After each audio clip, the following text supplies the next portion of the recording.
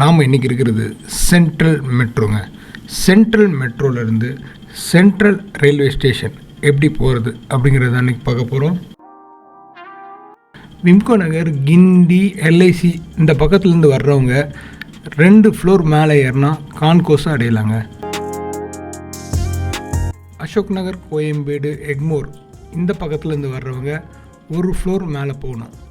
இந்த கான்கோர்ஸில் A3 exit gate எங்கே இருக்குது அப்படின்னு போர்டெலாம் இருக்கும். அதை நீங்கள் பாருங்கள், ஆரோ மார்க் போட்டிருப்பாங்க. அந்த ஆரோ மார்க் வழியாக நீங்கள் போனால் இந்த கேட் வருங்க, இந்த எக்ஸிட் கேட் வரும். இந்த எக்ஸிட் கேட்டில் A அப்படின்னு போட்டிருக்கோம். இதை நல்லா பார்த்துக்கோங்க. இந்த கேட்டை யூஸ் பண்ணால் தான் நீங்கள் ஈஸியாக சென்ட்ரல் ரயில்வே ஸ்டேஷன் போகலாம்.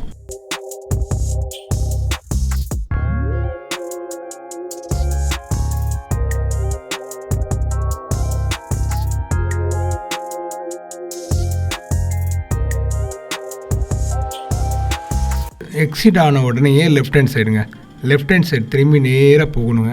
லெஃப்ட் ஹேண்ட் சைடில் லூலு மால், A2B இதெல்லாம் இருக்கும். கொஞ்சம் தள்ளி போனோடனே A3 அப்படிங்கிற போர்டு இருக்குங்க.